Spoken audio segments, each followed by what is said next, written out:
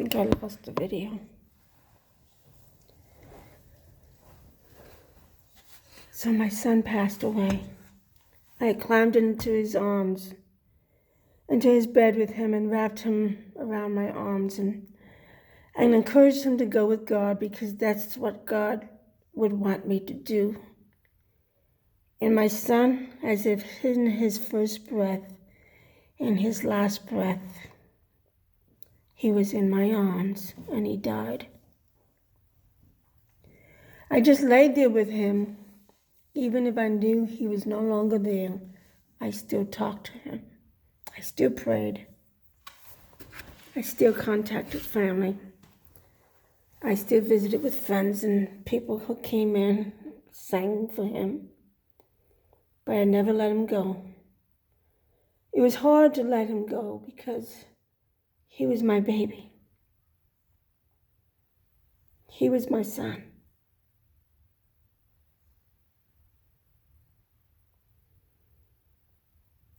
And although I knew for years that this day would happen, as a parent, you never are ready to lose your child. And in the months afterwards, I was homeless for about 4 months, struggling where I'm supposed to be, struggling what kind of work I'm supposed to do, how am I supposed to survive. And yet God somehow was directing my path. I don't know how or why he wanted me to be here, what was his purpose for me, but yet God had a purpose for me. He had a divine purpose for me, and yet my grief at that time had blinded me. And then I couldn't understand why friends and family had abandoned me. And there would be other mothers and fathers who would tell you the same thing who've lost children. And when the time you needed family the most, no matter where you were, where you are in your struggles, it seems like they abandoned you. And I couldn't understand, why can't you call to see how I'm doing? Why can't you email me? Why can't you text me? Why can't you come by and visit me? Why am I in this room all alone? It didn't make sense. And then every time I tried to talk to my pastor, it was like he was so uncomfortable with my grief that he would run into his office and leave me standing there in the middle of a conversation. And I'm like, what is going on? What? And then I would notice church members would totally go out of their way to avoid me because they were so uncomfortable with my grief. They did not understand the grief of a parent who lost a child.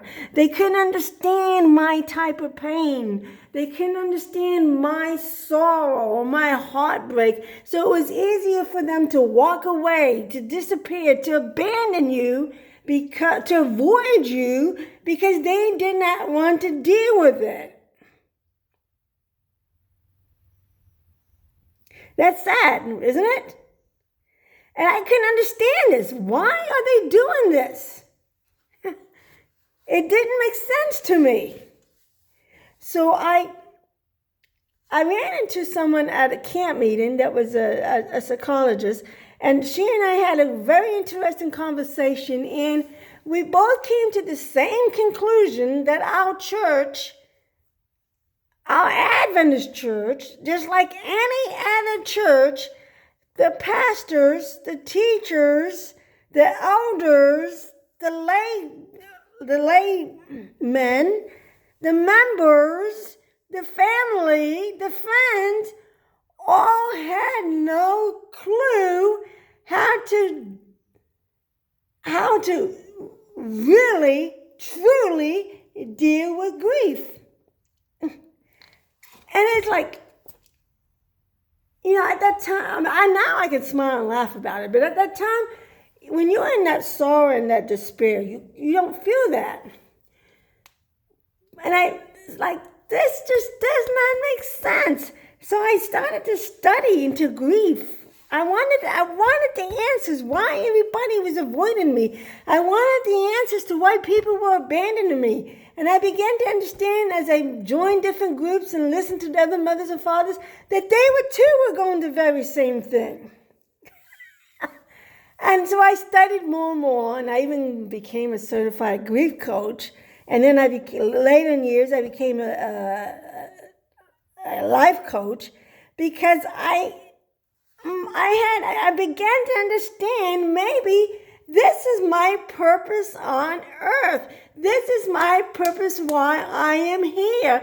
Because like millions of other parents and other people who deal with depression or sorrows or anxiety, I was beginning to really, truly understand why people were running away.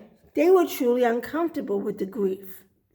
And because the way society teaches us how to deal with grief,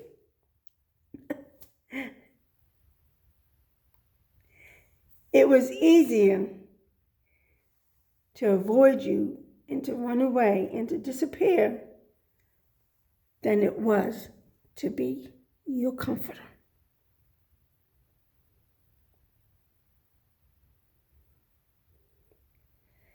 That's just the way society teaches us. It teaches us they don't want to hear about it. They don't want to hear about it. Don't talk to me about it. I don't want to know about it. Go to your room, go to your closet, go cry someplace else. I don't want to hear about it. I don't want to know about it. But the truth of the matter is that they had an issue themselves that they were afraid to deal with, afraid to open up and talk about it. Hi. And that's why I dove into grief ministry. That's why the grief ministry became so important to me. And that's why I asked God to help me through this ministry to take it, teach people, show them that the society's way is not going to bring them closer to me. And I understood what God was saying. I understood God's grief. I understand that God went through the same grief when he lost Jesus. He understands the sorrow. He understands the pain. He was there too. And so when you're in sorrow, when you're in pain, when you have that anxiety, God is there with you. He is with you every step of the way.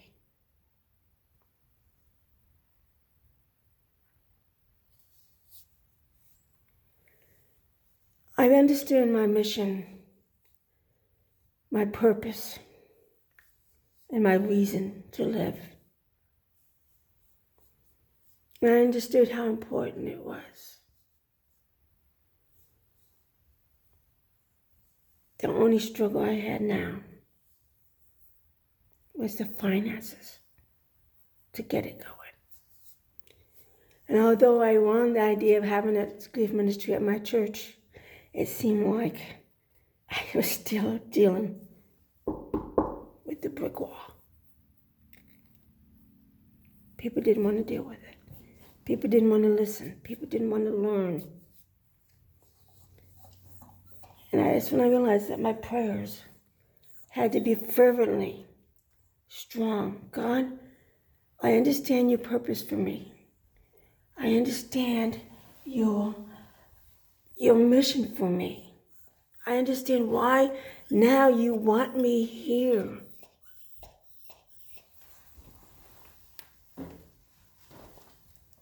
Because you wanted me to be part of this great, great mission to help people to relate to you in a new way. Because even though we deal with grief on a daily basis, people don't understand that they're doing that because they're used to doing it, but they're not used to learning the tools to get through it. to learn to move forward.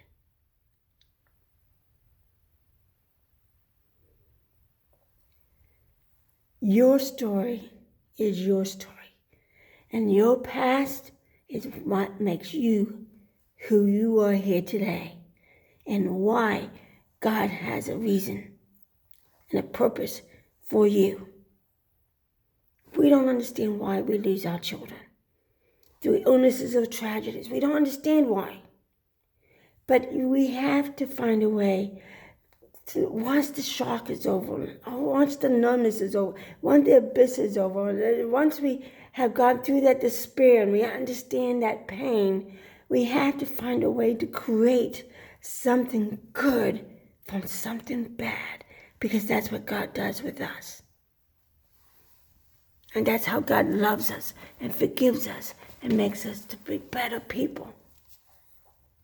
Because we created something from our old story and from our new story. It's your story. It's your story.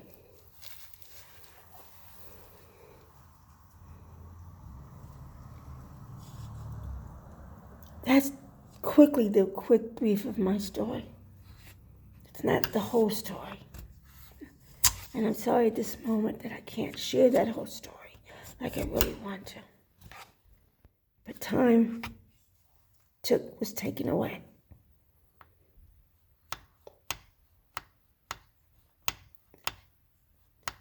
I hope that you can learn to share your story and create something from it and bring more purpose to your life. Go to God. Go to God. He will share it. He will help you. He will enlighten you. He will encourage you. And that's what I do today, is I encourage you to create something good from your story. God bless. Thank you.